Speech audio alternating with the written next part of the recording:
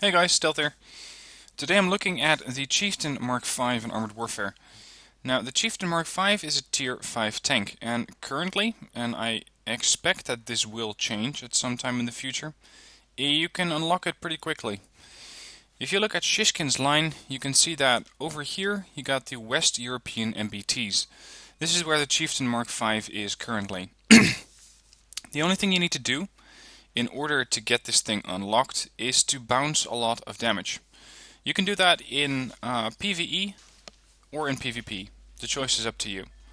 If you do decide to do it, I would advise you to go with PvE, because in PvE you can of course encounter bots. Let's say you take out a T64 or a T62 and you want to get the Chieftain Mk5. You take one of these tanks, go into PvE, and just find yourself a nice bot with an autocannon. The autocannon usually doesn't have the penetration it needs to go through either of these tanks, so all you need to do is make sure that you don't kill that tank, or you don't kill the AFV, let it do some damage to you, and once it actually starts to penetrate, or once it's going to be more dangerous to you by going towards your sides, you fire one heat round into it and it will usually roll over and die. That is pretty much how I grinded the Chieftain Mk5, or at least how I can get it. Now, as I said, it is a tier 5 currently, but I expect that as they are going to add more tanks, this tree is going to fill up. And that means that you may still need to do the same type of damage, or the same sort of achievement, if you will, by blocking damage. But it will probably be less, as they're going to add more tier 2s, 3s, 4s, etc. So the reason that I got this thing right away is because I want to beat that grind. I want to get there before they actually implement those vehicles, so that I can get the Chieftain Mk5 and jump right over to the Challenger Mark 1, or the Challenger 1. The Chieftain Mk5 itself, let's have a look at this tank. It is an interesting tank as far as armor goes. You can see that for the hull it is pretty heavily armored with 100 frontal armor, 70 on the sides and 40 on the rear. The hull of this thing, especially if you compare it to another tier 5, let's take another main battle tank and let's go with the T72. You can see that the T72 has quite a bit more hull armor, 220 versus only 100. That means that you do not want to get this thing shot in the hull. The Chieftain has to go hull down, and once you do that and you only expose your turret, you suddenly have 395 millimeters of armor. So 170 on the sides and 50 on the rear. If you compare that to the T72, suddenly the Chieftain compares very, very favorably as far as armor goes. You got 90 millimeters more frontal armor on the turret than the T72 Ural does. And there is virtually nothing at tier 5 and possibly even tier 6 that can penetrate this turret frontally. Your hull is a completely different matter. A lot of weapon systems can go through the hull, but the turret itself is very, very heavily armored. Now, I do note that I have the Steel Brew applique installed, which is going to make that 395 millimeters of armor. If you go with the stock armor, you don't really have that much frontal. You got 195. So this one protects by a lot. It adds 200 millimeters to the front of the turret and 50 millimeters to the side. You will lose a bit of rear hull armor, but it is not that likely for units to go behind you anyway. As far as the other upgrades go, you got 2 retrofits which you can unlock. You got a firepower retrofit slot. You got an upgraded engine that you can unlock, the Leo or the L60 Mark IV A2 and the 7A, which will increase your acceleration by a bit, but this tank is not fast by any span of the imagination. It takes you almost 10 seconds to get up to 30 kilometers per hour, and you will notice that as you're trying to run away from a fight. As far as technology goes, you got smoke rounds or smoke grenades, which I have more than enough reputation for, but I didn't think to spend that yet. You can upgrade your fire control to a laser rangefinder, which improves overall accuracy by 10%, and then you can get thermal sight, which means you can spot through bushes a lot more easy. You also get more unlockables once you get the proven status, which means that you have 50% of the tank unlocked. You can start to unlock the intercom systems, which give you improved crew skills. You can get 3 packages of 63,400 credits for 8,000 or 8,500 experience each. And you can unlock the portrait of the T64, the Chieftain Mk5, which means that you can up here change your portrait. And the Chief is a title that you can unlock here. Right now I have a couple of these titles from both getting the Lord of War pack, so one of the first Founders packs, and for the rest I'm not exactly sure where I got all of these from, but I think the Scorpion is from driving the Scorpion, the Green Dragon is from the 1A3, stuff like that. I don't really find it that interesting. I don't see what it does for me right now. So I wouldn't prioritize these. Priority as far as upgrades go is to get the Steel Brew applique first, go for the AP FSDS later, and then I would start to consider armor retrofit slots or fire retrofit slots to make sure you do more damage or that you can take more damage. I'm going to unlock the second one now since I have more than enough XP for that. Let's also get the better engine. Now something I have noticed is that maybe there are some soft stats that aren't shown, but if you compare the stock engine, I'm going to equip it now, to the improved engine, you're going to see zero difference. Maximum speed's the same, acceleration's the same. I don't see the benefit of it. Maybe it's less likely to catch on fire, but that's a stat that is not shown right now. Let's also go with the smoke rounds to get myself out of a tricky situation. Now, the more observant of you may have noticed that there are no heat rounds in this firepower tech tree. There are no heat rounds on the tank. You cannot get heat rounds. You can get HESH to damage the crew or the modules of an enemy vehicle, but you cannot damage the tank with a heat round. The reason is that it simply doesn't have heat rounds. And that is a major drawback of the current version of the Chieftain Mk5. Because you are in a bit of a weird situation. Your gun is too good. And by that I mean that your AP FSDS is going to penetrate. It's going to over-penetrate. So it's going to do not as much damage as it usually can do.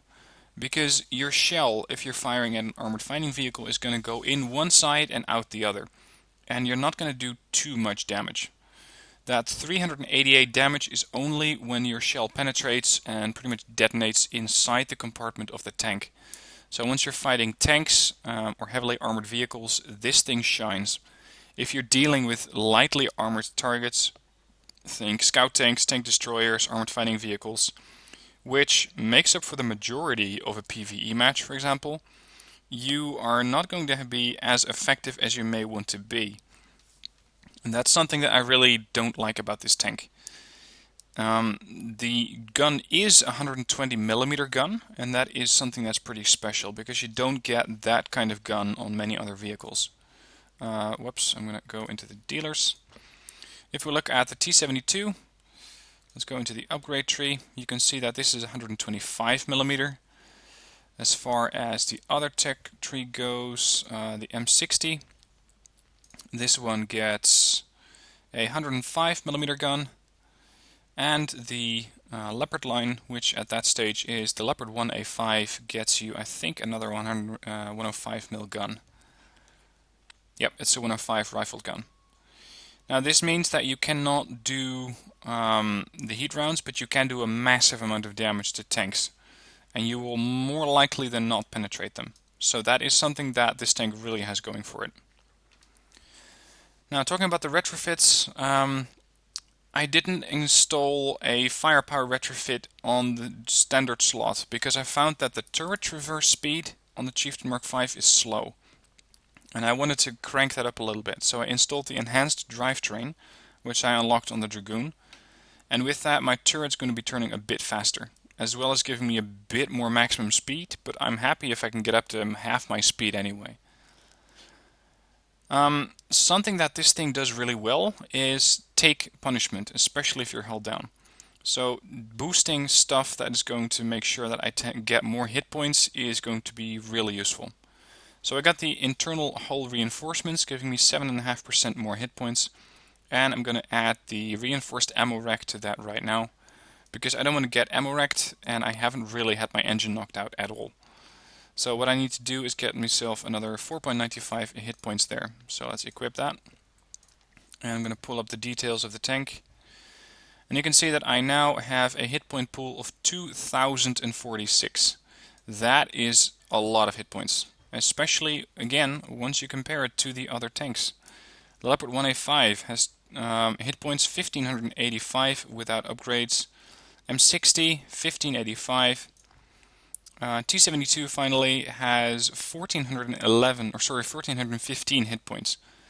So with the Chieftain Mk5 you can be pretty much a damage sponge. You can take up a lot of damage, a lot of punishment. And that's something that this tank does really well.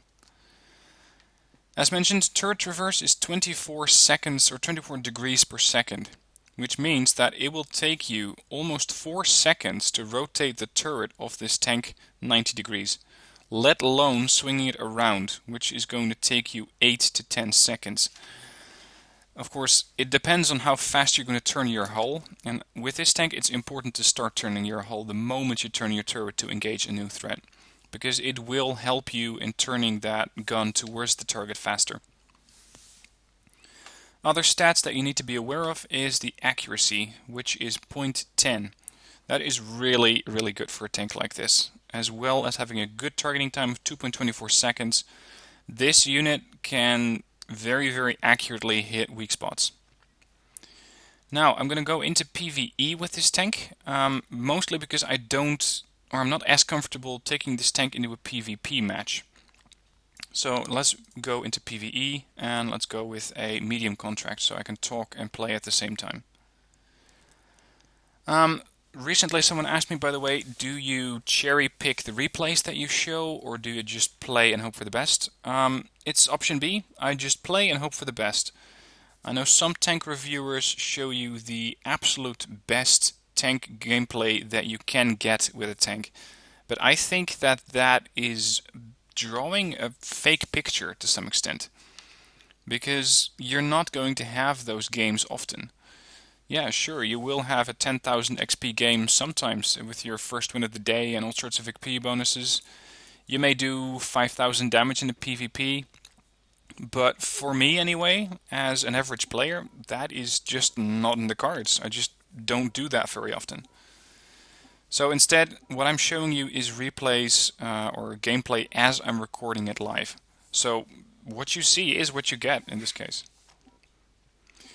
Anyway, we're here on Operation Tsunami, and we've been ordered to help retake a cartel-occupied port.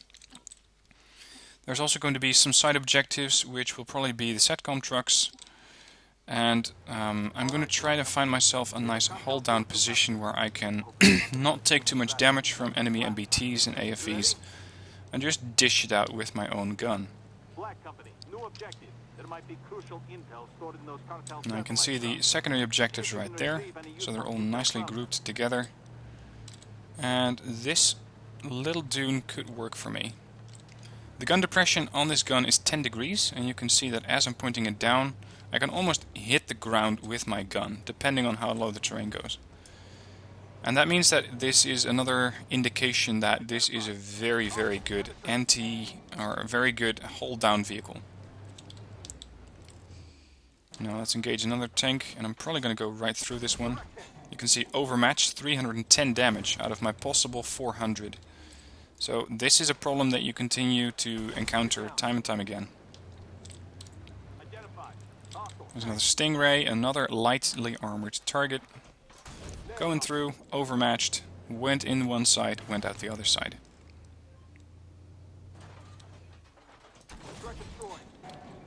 The thing is that at this range I'm not really at risk of getting pinned by pretty much anything. The T-64 there could pose a threat, but they're not that close to me now. Let's see, Bagel Panzer, too far away. Okay, now watch as I try to swing the turret around. This is taking a significant amount of time. And you will notice that as you're doing battle with PvP. Because it can be a really, really good tank in PvP. I have seen people do some amazing things with this tank. But I just haven't had the same results. So if you got some great matches in a PvP with this tank, great, keep at it. I feel more at home with this tank in PvE. But of course, play it how you want it. As far as the DPS goes on this tank, it's pretty good. I can do quite a bit of damage quite fast. Let's take out, I'll start aiming at the Leopard. And I'm picking the Leopard over the BMP because I was trying not to overpen. But even a Leopard 2 gets overpenned by the 120mm gun on this tank. I just cannot pen it frontally, but I can go through the turret if it's not already dead. There's a Pak 90 there. And someone else killed it. Now let's look at the damage. You can see that I'm pretty nicely contending with the rest of the team. I've done most damage so far. And in PvE I've found that it's usually useful to go for the most hit points, or the targets with the most hit points if you want to do the most damage. So what I'm going to do is try and focus on targets that are heavily armored, so I don't overpen. And targets that have the most hit points, so I don't do 15 damage to units that are almost dead. The BMD has a gun that is way more effective for that. Now the OF-40 will capture that satellite truck, so I can start focusing on some more targets here.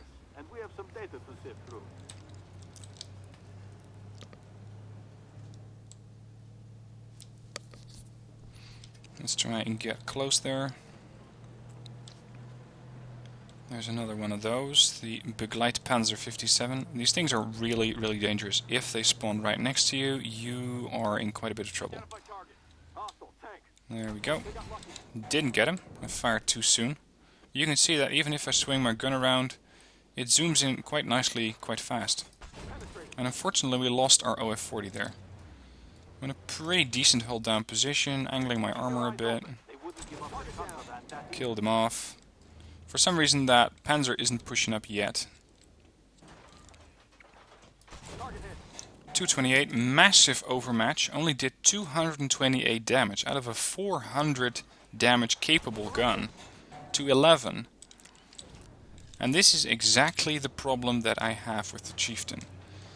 It misses a heat round, and you will notice that as you're doing damage. Because your rounds just overpen. And they just keep doing that and doing that and doing that. Also, it's not the fastest tank. It takes a while for this thing to get into position. And, of course, right at the get-go, you should start looking for a hold down position. Let's see if I can get a good shot into him. Yep, in rear engine block 493. Because I hit a critical module. That did a bit of extra damage, but I still overmatched the target. Target destroyed. Let's go for the M60 next. There it is. Also very, very nicely showing its engine block to me. Of course, other players would not do this. And I'm gonna, after this one, show you a PvP match to show you how the tank performs in that role. But it looks like we captured the base. The other Chieftain has done a good job there, and this mission is about to be over before I can get another shot off. Mission complete, Black Company. The fort is ours. Let's see what kind of contraband the cartel's been hiding. So I captured the port. Pretty quick mission, and that's usually how it goes in PvE. Especially with medium missions, you can have those done quite quickly. Especially once you have capture missions. Defend missions usually run by a timer, and those take longer to complete.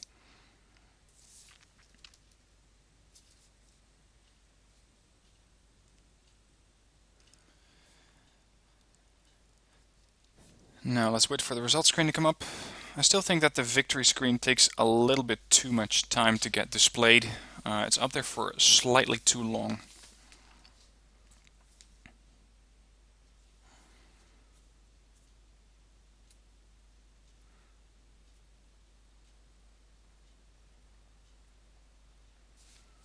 Now I got 3,000 experience for that, 26,000 credits, and I did 4,500 points of damage. Consider that this damage is with frequently doing, I suppose you could say, half the damage that this gun is capable of doing. It can go up to 388, but as you've seen in the PvE match, sometimes you just do 210, 220 damage, because your round goes in one side and out the other. And you don't really have an alternative. I could go with a hash round, which has a penetration of 20 millimeters, but it is not going to do that much better than the AP-FSDS round. This one has a maximum roll of 388. Hash has a max roll of only 335. So I'm not that likely to pen, I'm not that likely to do a lot of damage, and that's why I am sticking with the AP-FSDS round. Anyway, that was the PvE match to show you how the tank handles. Let's go into a PvP next and see if there are enough tanks up. I'm going to pause it here and unpause it again once I get a good match. Okay, matchmaking completed. Targets for me are the XM1 main battle tanks, T-72, Chieftain Mk5, and the Leo 1A5 and the T-72. The rest, I'm going to try to ignore those because I don't really want to engage them.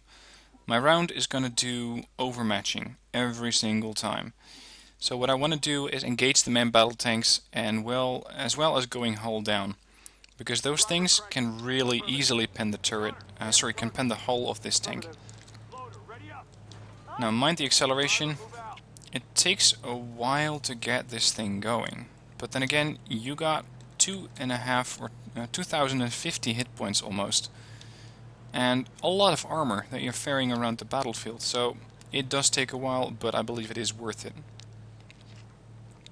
Of course, it's always a trade-off. Do you want to have a heavily armored vehicle with not that many not that much speed, or do you want to have a fast vehicle that doesn't have that much armor or hit points? Personally, I prefer the second one, but I want to get the Challenger 1 before they throw in additional vehicles and make the grinding a lot longer. Now, I'm not going towards the harbor. I have done that. I found that this tank, or me personally, don't perform that well there, because you don't have a hull down position. Your hull's going to be exposed, people know that the Chieftain doesn't have a lot of hull armor, and you just get nailed right easily. So instead, I'm going towards the tracks here, where I can actually get a decent hull down position, as well as getting a bit of cover. But I want to use the position that this Bradley has also picked, and oh hello, ricochet on him. Got artillery coming in, and let's get a shell into this guy before he makes it out. 300. Artillery usually fires multiple rounds because it is a tier 6, and those things actually have rounds or small autoloaders of 3 rounds each. Now you can see that they hit my turret or turret ring, and that is going to make aiming this thing an even more tedious process, because now they have cut my my turret rotation in half, which makes for even slower turret rotation of, I believe, 12 degrees per second. So it's now going to take me a lot of time to swing this thing around. I have a decent hold down position here. Have been detected. There's the T-72. Let's hope that he's going to come around to my side of the tracks. And I'm also using this train wreck here as a bit of, I suppose you could say, anti-artillery armor or artillery defenses.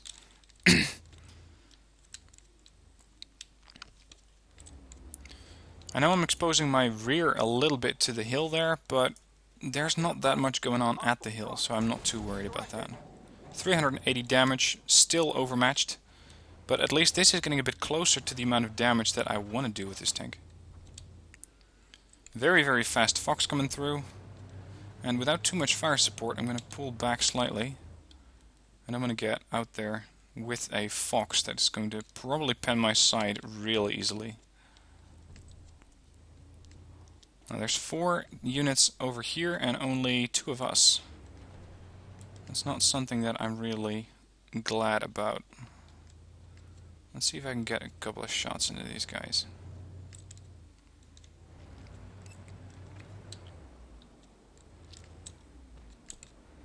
I just need them to back up, but they're not going to do so freely.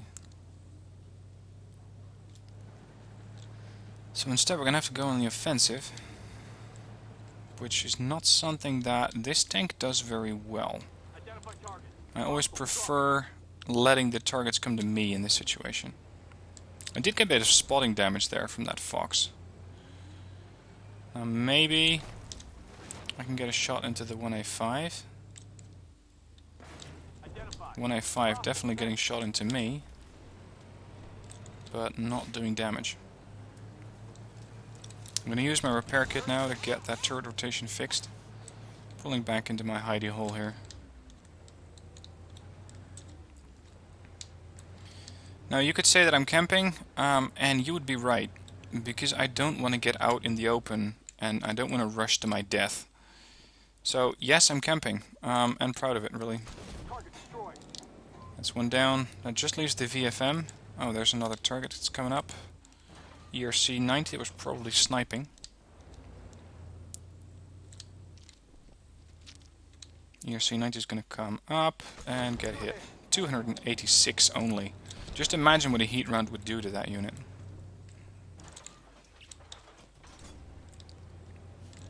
There's still the issue of the leopard back there, so I cannot really push up here without risking myself.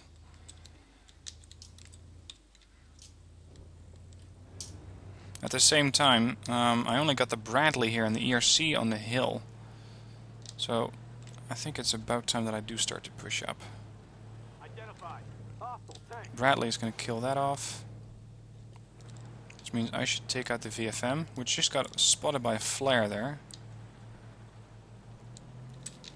Pop the help marker, because I'm not going to be able to take a VFM Mk5 on my own. I'm going to need some fire support. Preferably a fast autocannon. The Bradley realizes that and he's pushing up.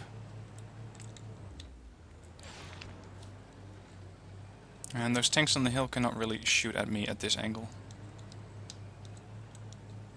Really happy with the Bradley here, because now the VFM has to focus on one of multiple attacks. Let's push in, try to face hug this guy. Because with this he cannot hit my hull. Now he can. And now you can see the turret rotation of this tank is not really that good.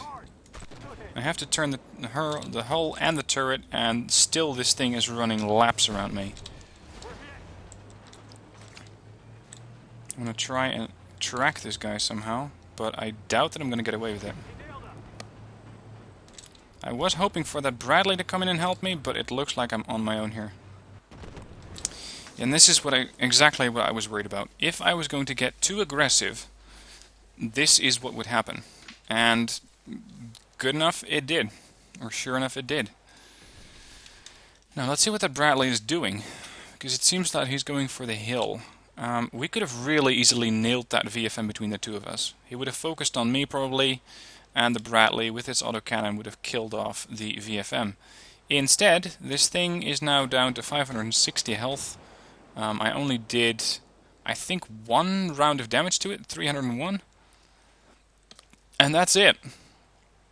I really didn't do that much damage to it. So I'm a bit unhappy with the result of this Bradley here. Anyway, I'm going to pause the replay or going to pause the recording and wait for the result screen to come up. Okay, this result screen is up. I got 1668 XP out of that. Now, a bit of a disclaimer, I have Premium and I also have the Maximilian Koenig Commander, which gives me 10% more XP. So you should subtract a little bit of that. As far as damage done, 1866, of which I also did 1200 spotting damage. So in total I suppose you could say I did about 3000 damage for my team combined. Damage taken was 2046, which is the entire hit point pool of the tank. I don't really know how the protection thing works yet. I'm not sure if this registers all the incoming damage or the damage that you bounced or a combination of it. It's not that clear to me yet, so if you have an answer for me on that, please let me know. Anyway, I hope that with this gameplay, both the PvP and the PvE, that you got a bit of an idea of how to play this tank and how not to play this tank. In the PvE, you will regularly find yourself missing heat rounds. In the PvP, you will find yourself being hull down, defensive tank, bit like the T-29 in World of Tanks if you've played that game. It's not particularly fast, but once you go hull down, this armor is, or this turret is extremely difficult to pen. The tank itself tends to be sluggish, and you can see that by the turret traverse, which is low. The tank itself is quite slow, and unfortunately they don't register the hull traverse speed yet. But maybe that's going to come in some future upgrades, so we can also compare that with the rest of the tank. Anyway, I hope you enjoyed this replay. I hope it showed you the weaknesses and the strengths of the Chieftain, so that you can now make a decision on whether you want to play this thing or not. I'm going to continue to play it mainly because I want to get to the Challenger, and I'm also expecting some other tanks in here.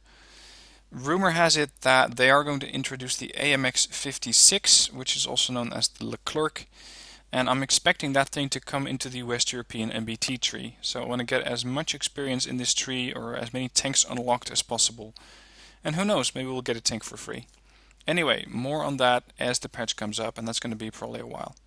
So, I hope you enjoyed the replay. If you did, please hit like. If you have a friend who might find this interesting, leave it with him and send him the link. If you have a question about the tank or about the game, leave it in the comments, and I look forward to seeing you on the stream tomorrow.